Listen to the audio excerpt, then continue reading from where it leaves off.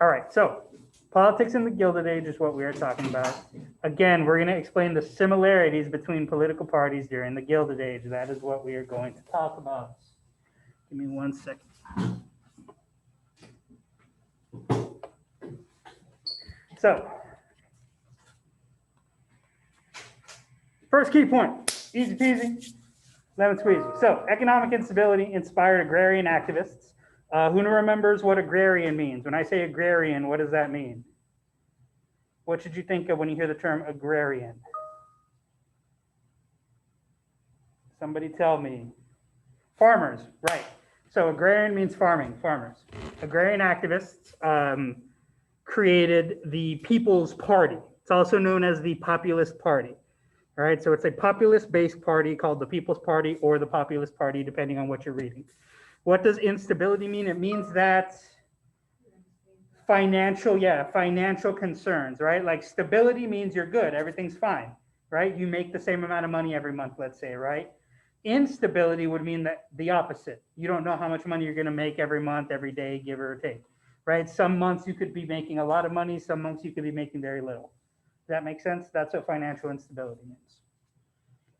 So when something's unstable, whether it's financial, whether it's political, economic, it means that it's uncertain. We don't know what's going to happen. It's up in the air, so to speak. So economic instability, especially with farmers, led them to create the Populist Party or the People's Party. You're going to need to know both names. They're the same thing, which called for stronger government role in regulating the American economic system. Because as you remember, or as you should remember, right, the American economic system does not have a lot of government involvement. What was that system called? What was that type of system called, I should say?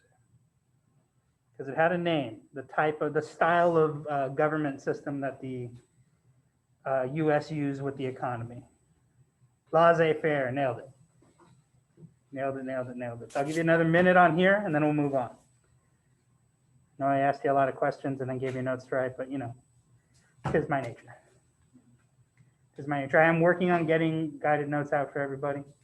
It's something that I will work on over the course of the next few days.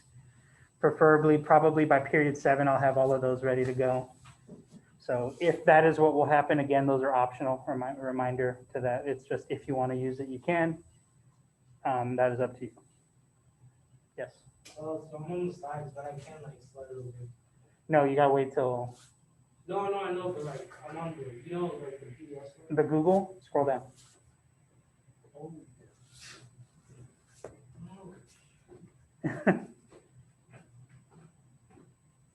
All right, guys, about 15 seconds. If you need more time than that, let me know. Oh, I wonder that all the time. I can name several things that did that. There's several mistakes that made things better. There's several mistakes that made things worse. There's several coin flips, like the coin flips in history that are just awesome to watch. There's a bunch of those too. Yeah, there's all sorts of fun stuff where the question was, guys, like if a mistake ever made history better. Yes. There's a bunch I can think of, like oops, oh, worked out. Oops, rough. Things like that. What's a good one? Well,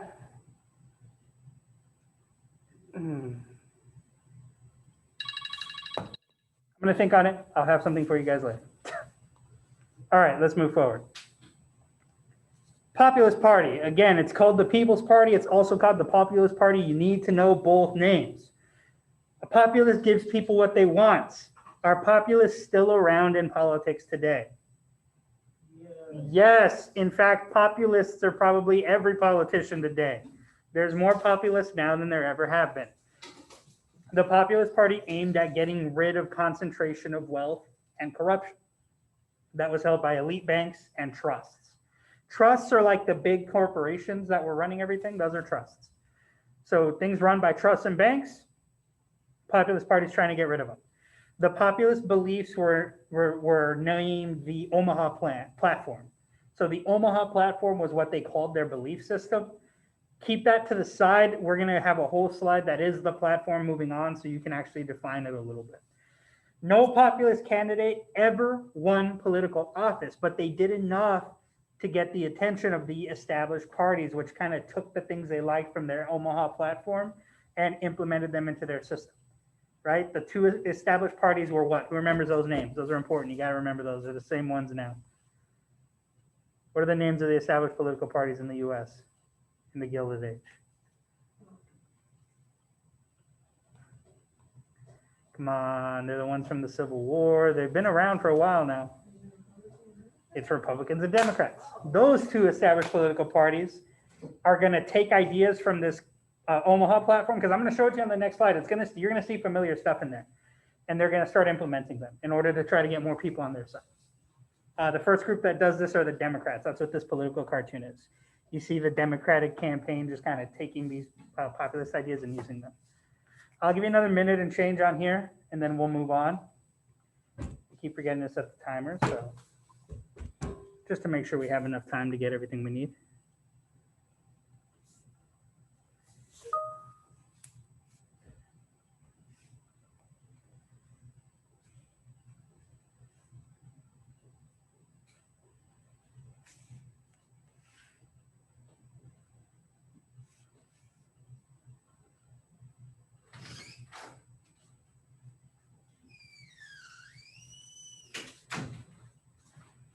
All right, so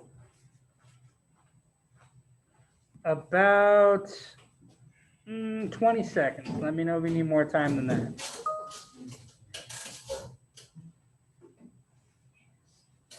Wait, what do we have to copy down in the slide?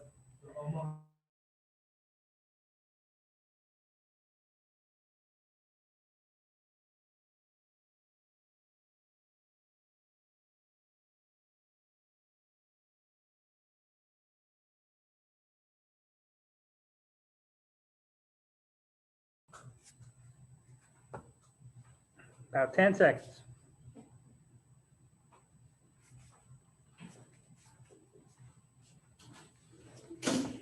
All right, here we go, moving forward. Omaha platform. So these are the main points of the Omaha platform. All you need to do is summarize them in your own words. I don't expect you to put a whole chart in your notes. I don't expect you to write these word for word. But what you need to know is that they wanted direct election of senators. They wanted to, propose votes on legislation by the people. They wanted coinage of silver. They wanted graduated income taxes, which means the more money you make, the more money you pay in taxes. And they wanted 8-hour workdays, right? So just summarize that. Shouldn't take you more than a minute and a half. Just quick summarize what the Omaha platform is and who it benefits, right? In your own words, what does the Omaha platform want? What is it about? That's my little Peyton Manning joke because I'm cheesy and I'm old. Oh, I'm blocking it, right? I'm blocking my own joke. Look at that. It's tragic. There it is.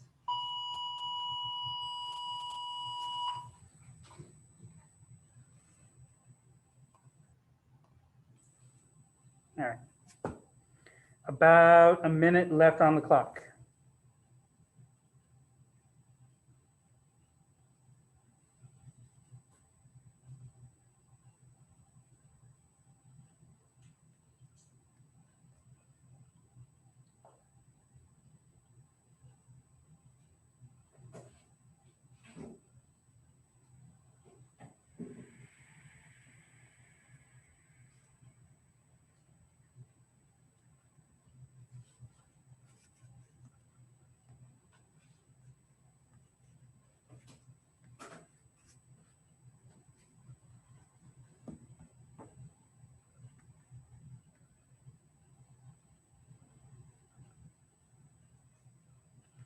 About 15 seconds. If you need more time on the slide, let me know. Otherwise, we're going to move on.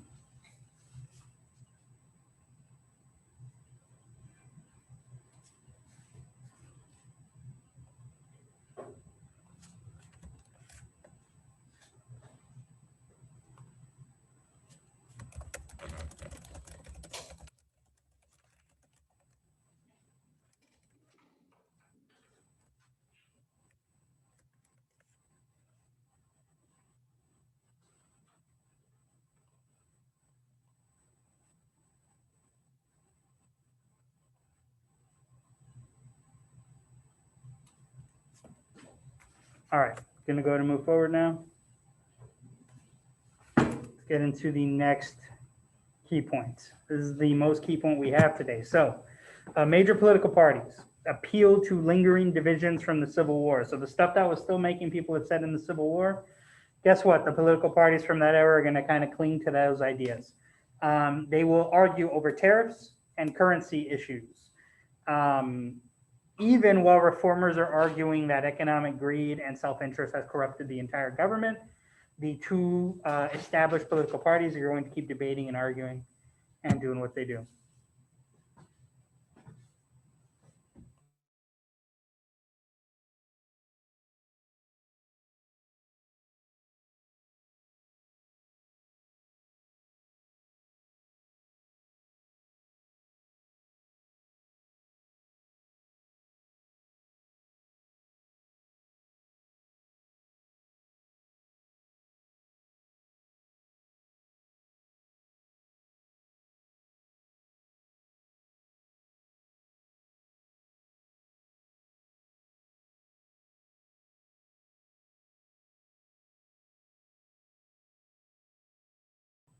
About 45 seconds. Let me know if you need more time than that.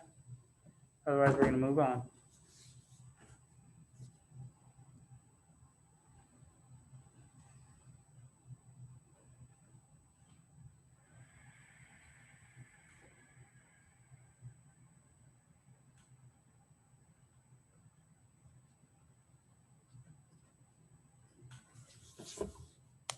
These are the same named parties as the ones from the Civil War. Republicans, Democrats, they are still around. They are still a thing.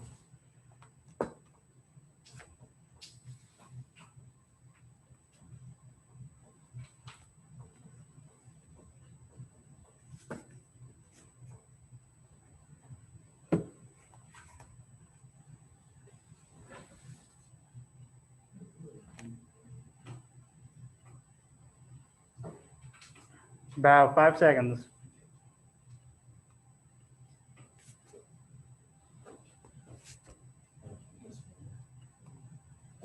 All right, so older political parties. Here's what you need to know. All you need is the stuff in the middle. What are the Democrats doing? What are the Republicans doing? That's the info you need from this slide. The top part, politics or hands off, we already did that question, right? It's called laissez-faire. Democrats and Republicans are the two parties around. They play towards their divisions in the Civil War. You just wrote that down, so don't write it again. Tell me what a Democrat supports and tell me what a Republican supports. And I put Dems and Reps on there, but you can write them out in full. It's just those two middle bullet points. All right, Democrats are Southerners mostly, not exclusively, but mostly. They favored states' rights, racial segregation, and they could not count on votes from big city political machines, which we'll get into later, and growing immigrant populations. So immigrants, political machines, voted for Democrats. Republicans were mostly Northern and industrial. They counted on votes from African Americans, middle-class businessmen, and Protestants. So Republicans, Democrats, who do they count on? What do they do? That's all you need from this slide. You don't need more than that. I will give you a quick minute and a half, and then we will move on.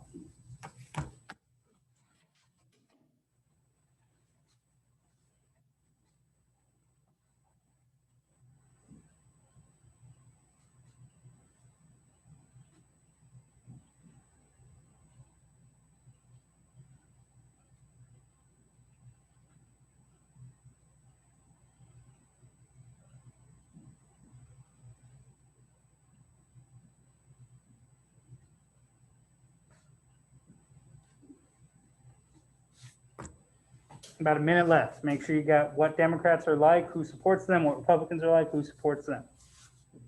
We're going to talk about political machines for a little later on, so don't worry about that right now.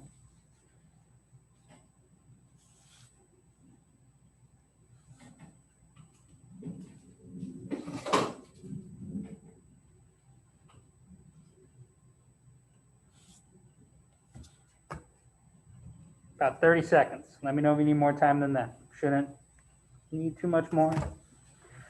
Just more time? Okay, we'll go another 45. Just so you know, side note, might want to include this, might not. Both parties don't really know what they want to do during this era. There's no strong agenda, right? Like prior to this, you could say like pre-Civil War, right? What is a Democrat going to focus on pre-Civil War in the Congress at all times? What's their main goal? What are they trying to keep safe, preserve? If you're a Democrat in Congress pre-Civil War. Oh, come on, we can't have forgotten this. This is important. Democrat pre-Civil War, what are they trying to protect? Slavery, right? They're trying to protect slavery. Whereas Republicans, you could say, oh, well, they're trying to maybe get rid of it or they're trying to do other things, right? But there's always an agenda for the party, except during this era, there isn't one. So there's no strong agenda. The parties don't really know what they want to do. So the politics of the era devolves into a very crude and corrupt system that we are going to talk about in about 10 seconds. Something called the patronage system or the civil system. So patronage system, civil service system. Did I say civil system? No. Sorry, guys. So the patronage system develops where a political game is kind of being played, right? It's like Game of Thrones, only way less dragons and incest. Game of Thrones has incest. Never mind. Bad joke. So, but there's a political game being played in the background. So basically what happens, the reason politics are politicians, the reason they run, the reason they do stuff is to win elections and give their supporters federal jobs. Those are the two goals. That's it. You help somebody win an election and then that person gives you a job. So you need the first one, you're gonna need the second. So that first bullet point, what the game is happening is what you need. The game that's going on, what's gonna happen. This practice is known as something called civil service. And early into it gets so bad, guys, that the first couple of weeks of a presidential service, you know how like Biden just got elected and they're talking about in his first 90 days, he's signing this, he's doing all this stuff, right? That's all the news is right now. But the first 90 days of a presidency during this time is spending time listening to everybody talk about why they should get a job. And you deciding if you're going to give them a job or not. That was the civil service system or the patronage system, right? They supported you, you're obligated to give them a job. Or at least hear them out on why they deserve a job. And that starts to become under fire and threatened literally when James Garfield, president, will be assassinated. James Garfield will tell one of these people no, the upset person will go find him at a train station, I believe, and assassinate him. And then they're like, okay, maybe we got to rethink this whole let the president talk to a bunch of people all day, every day thing. And so that's the first time that the system is under threat. So what do you need here? You need those first two bullet points. You need to know about civil service system. You need to know what it does. You need the patronage system. I would include James Garfield. I would include talking about his assassination being the time that people started to realize maybe not a great idea. Maybe not the best solution here, having the president listen to, talk to all these crazy people and give everybody jobs. So I'll give you about 2 minutes for this slide. And then we'll move on from here. We're going to talk about civil service a little bit more. And then we're going to start getting into political machines. That's my machine voice, machines.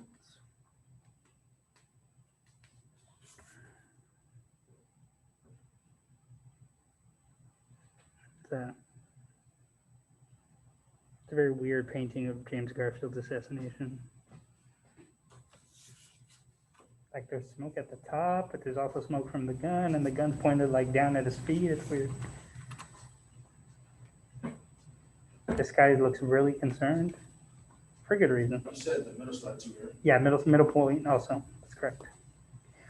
About 90 seconds left, about a minute and a half, guys.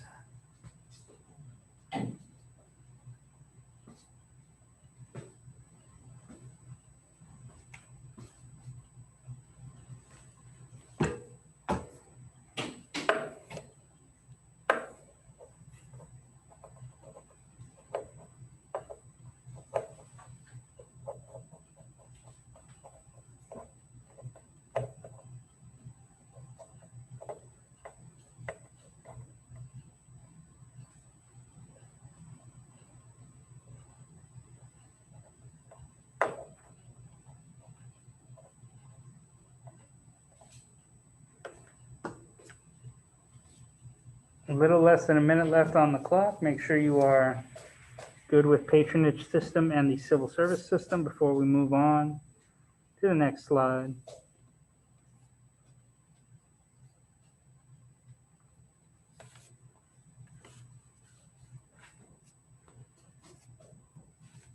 "30 seconds.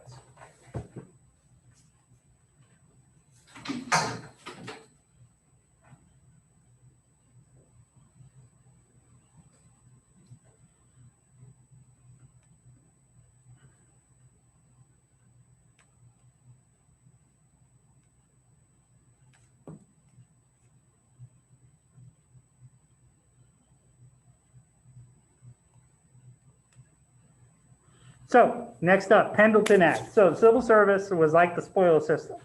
If you remember the spoils system, that was the thing Jackson used to do, where he would give people jobs for supporting him. Kind of the same thing. Loyal supporters get jobs. Well, to fix this, something called the Pendleton Act of 1881 was passed. What do you need for here? You need that middle bullet point. Pendleton Act of 1881 replaced the old system of patronage where now there's a competitive test system. If you want a federal job, you got to do well on an exam. The better you do, the better your chances. This didn't last long because of changes in party funding. So what does that mean? Back during the patronage system and during the start of this era, political parties got funding from all sorts of people, right? Everybody funded and supported them, and then everybody had equal ground.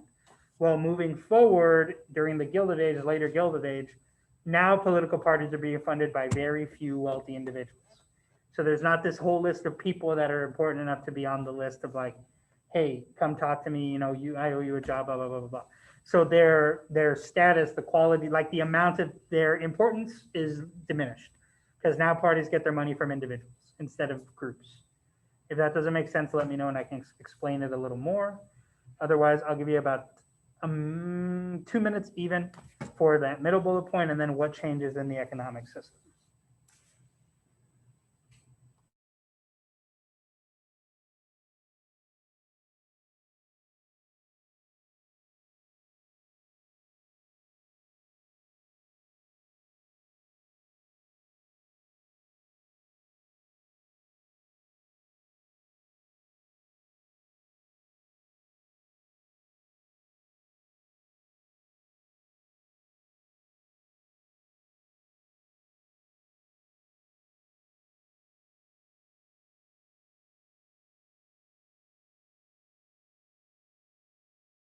Which points again? You need that middle point, and then you need that last point about the changes, and then just describe the changes briefly.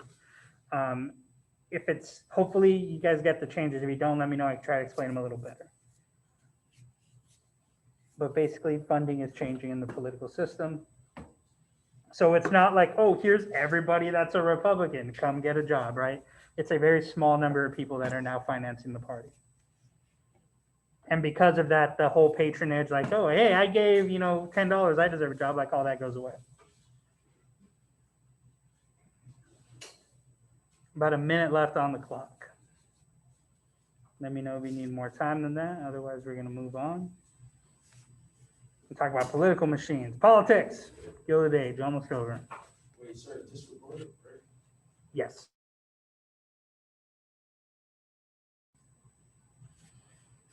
About 20 seconds. 20, actually, no, I'm sorry. 30 seconds, I lied. I don't know what I was thinking. Happy Monday. Monday, guys. I'm having the Mondays today.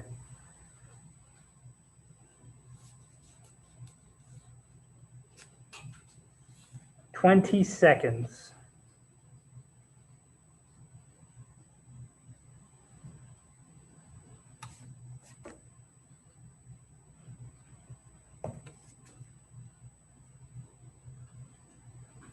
All right, we're gonna go ahead and get ready to move forward. You're almost done. Let's talk about the gold standard. All right, so gold or silver, right? The gold standard, I get excited. So US currency during this time is backed by gold. All right, that's called the gold standard. And what that means is that the US government cannot print more money than could be backed up by value of the gold in their vaults. So if the US government has $1 trillion in gold in the vaults, that means they can only print $1 trillion to circulate to the country.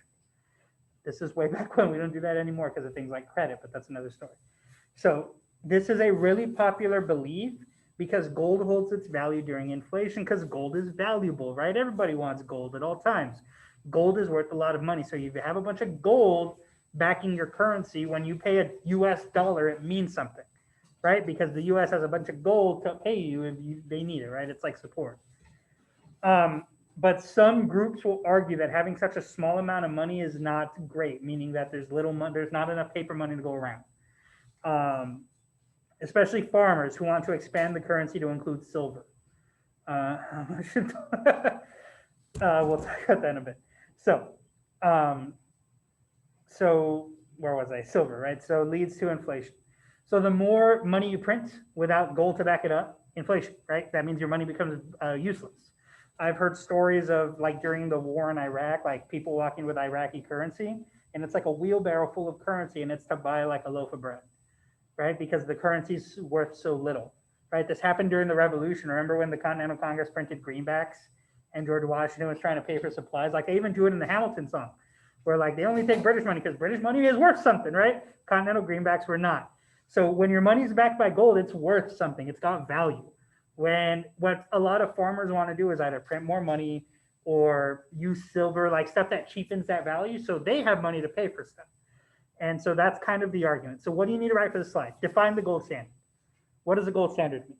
Then just include in that bottom, like that middle bullet point, the part about how farmers want more money to be printed or they want it to be backed by silver, right? Farmers want silver backing or they want more money printed because it helps support their cause more, right? But explain that the gold standard is the gold standard for a reason, right? There's a reason why we still say the gold standard today.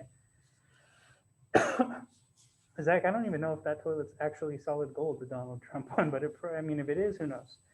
But that's another debate that's going to happen during this era, and we're going to talk more about tariffs in a bit, but just basically everybody's fighting over tariffs. During the Civil War, protective tariffs were put in place to protect the U.S. economy, but now in in the Gilded Age, these tariffs are starting to expire and the government doesn't necessarily want to get rid of them. Part of why is because most of the government's revenue comes from tariffs during this time period. So like more than 50% of the revenue of the US government came from tariffs. So if they get rid of the tariffs, they get rid of their revenue. Does that make sense? So the only thing you might want to add, tariffs are being debated. Government doesn't want to get rid of them. People do. That's it.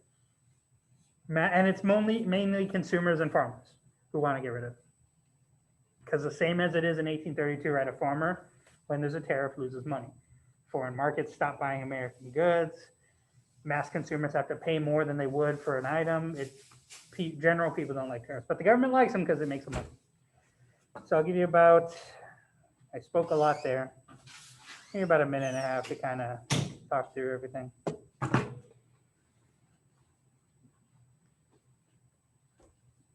And then we will move on. If you need more time than that, let me know.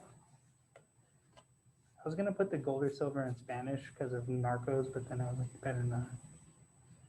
You know, when he does the silver lead, I was going to put, but it doesn't sound as good. Gold in Spanish doesn't sound as good as lead does. Huh?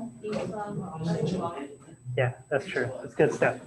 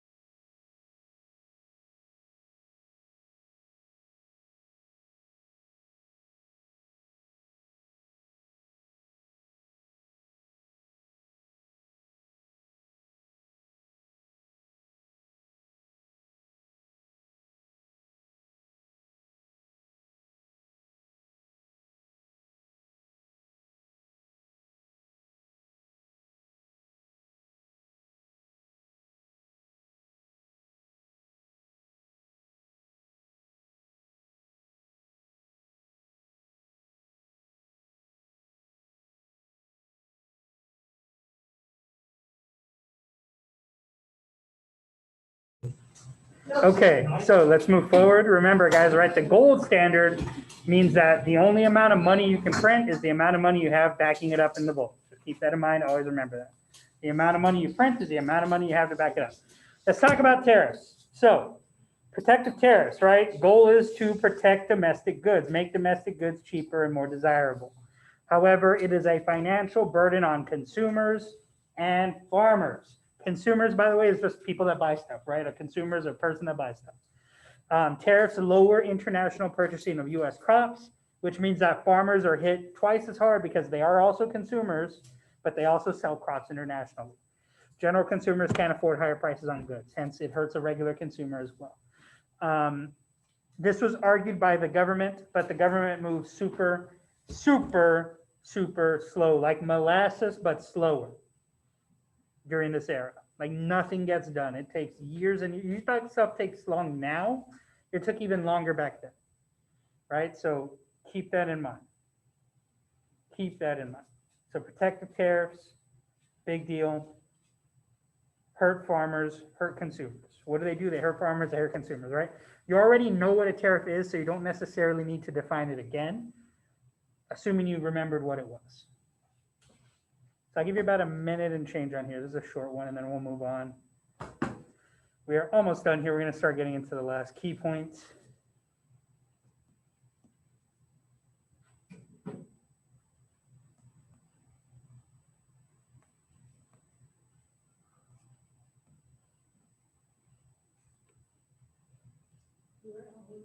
No, all you need is the part in the middle.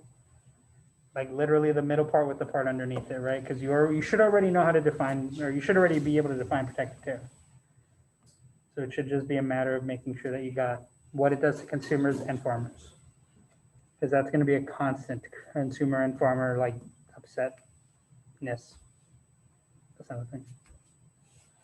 About a little less than a minute, about 50 seconds, and we're moving on.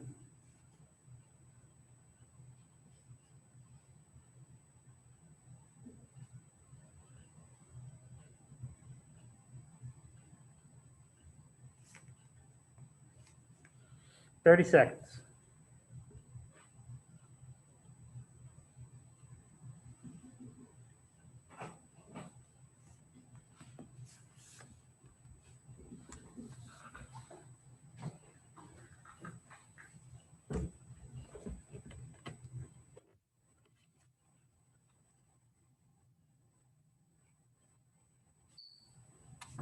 All right, let's move forward. So, key point 3. In an urban atmosphere, right, which basically means in the cities, access to power was unequally distributed. Political machines thrived in this period by providing immigrants and poor with social services. So what is a political machine? We're going to talk about on the next slide. So basically, what do you need to know? In a city where power's uneven, political machines thrive because they provide services to the poor and to immigrants. So I'll give you about a minute for that. It's really brief, and then I'm gonna tell you what a political machine is, and we're gonna talk about one of the most famous ones. Yeah, we're gonna do that next.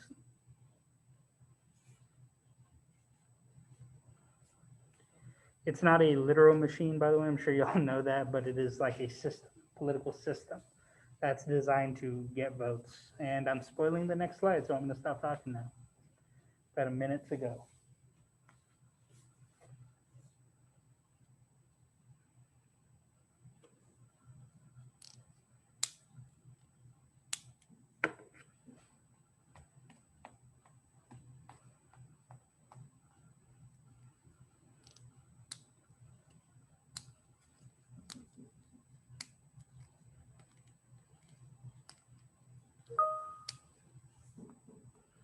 Thirty seconds.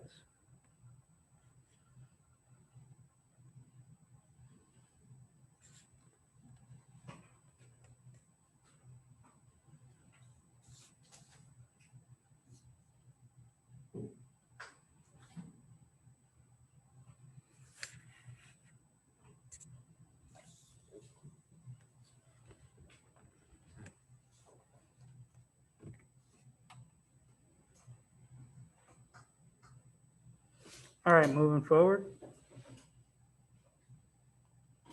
So political machines. Again, just define what a political machine is, all right? So in a city, political groups come together under corrupt political machines. These are groups of people who know how to get votes from their communities, right? So like if I know how to get votes out of this neighborhood, right? And I start a whole group whose whole goal is to get everybody in the neighborhood to vote the way I say, that's a political machine, the way I say. Right, so what a political machine did is it gathered up groups in an area, a neighborhood, a section of a city, and it got everybody to vote the way the one leader said. So these machines are run by bosses who gave out orders. Members that were loyal were rewarded with jobs. It was a mutually beneficial, corrupt system, right? Because the person at the top makes all the decisions. So if the person at the top is going to decide to vote one party or the other, or one candidate or the other, everybody in the machine, which means like everybody in the neighborhood, everybody in the area, votes for that person. So that boss, right, that machine boss, has a lot of political power in this, and it is very corruptible, and it is corrupt. It's actually a whole rigged system that is designed to be corrupt and give power to very specific elite people. So I'll give you about a minute and a half to define a political machine. Make sure you do not sugarcoat the word corruption. It is a corrupt system. It is designed to be corrupt. Corrupt. Little under a minute. We're almost done, guys, right? So it's basically a political machine, again, corrupt system, designed to get votes and turn them one way or the other. And then we're going to talk about a very famous political machine called Tammany Hall in New York City. And that's the last bit we're going to cover today.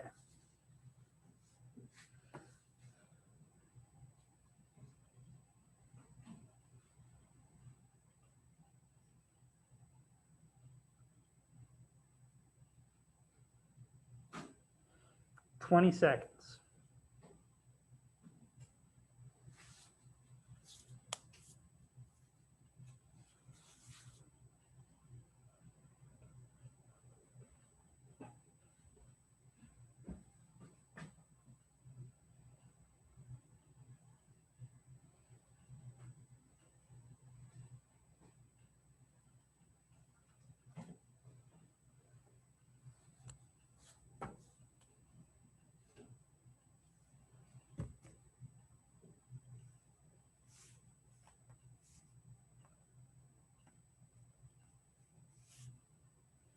Okay, let's move forward. Last slide, Tammany Hall in New York City. So let's talk about what Tammany Hall is. What is it? Well, it's the most famous example of a political machine. They were run by a very infamous member known as Boss Tweed. It's a photo of Boss Tweed. That is Boss Tweed's the interpretation of it. What's funny about Tammany Hall is it's a corrupt system, but it does good things for the community. It really was really good at organizing the needs of businesses and immigrants and the poor. So everybody kind of got what they wanted in a weird sense. So there's good being done, but the problem is that all this good is done to make the community owe like a debt to the boss leader, right? To Boss Tweed and the system, the machine. And once the community owes that debt, the debt is paid in votes. And Tweed and his people use those votes the way they want to sway elections. And on top of that, he also stole millions of dollars from the taxpayers through schemes and fraud. So there's also that. So he stole from the taxpayers, and he got to control people's votes through giving them these services. And it's really corrupt that way, and it's really easy to do so. And again, still a lot of money. So I'll give you a quick 2 minutes, and then we'll move on to the exit ticket. That is the last bit of notes. Not quite done for the day, but close. We're close to done for the day. Uh-oh, my computer is gonna die.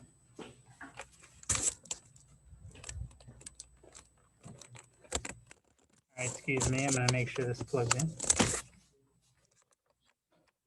There we go, all right.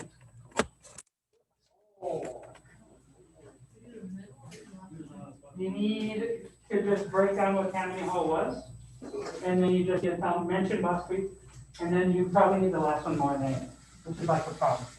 So just like define it, and then the last one's what you need more than.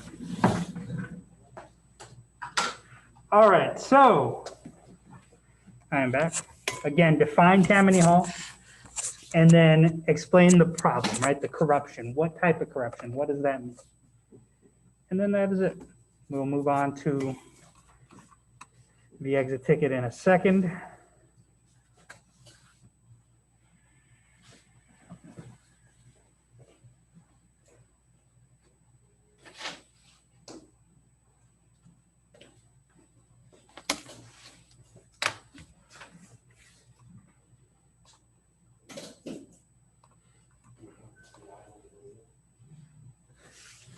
All right, everybody. So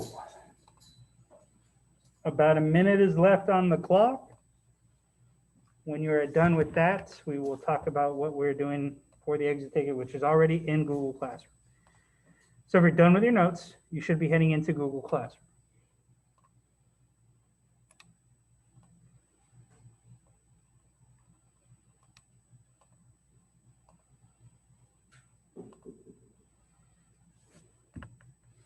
About 30 seconds.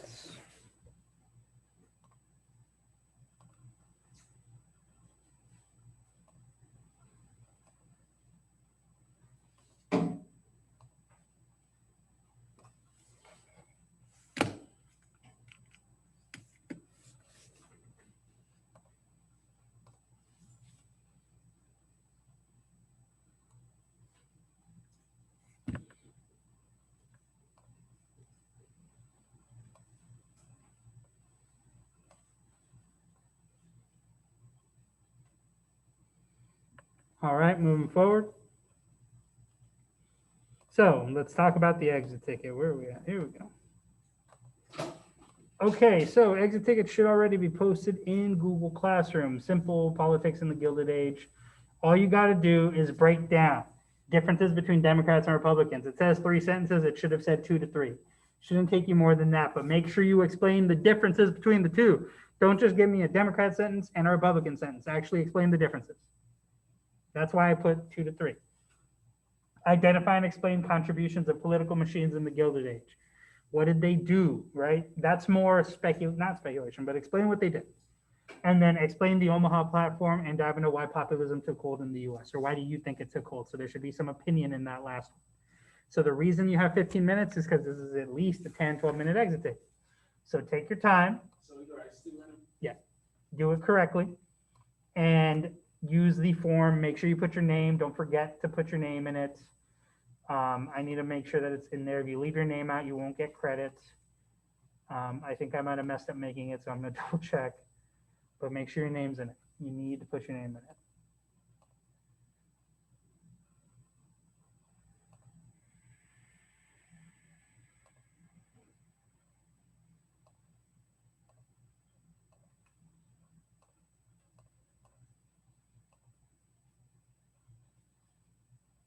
Okay. So stay on this call. Next about 10, 12 minutes. Make sure we got everything we need. I'm here if you have any questions.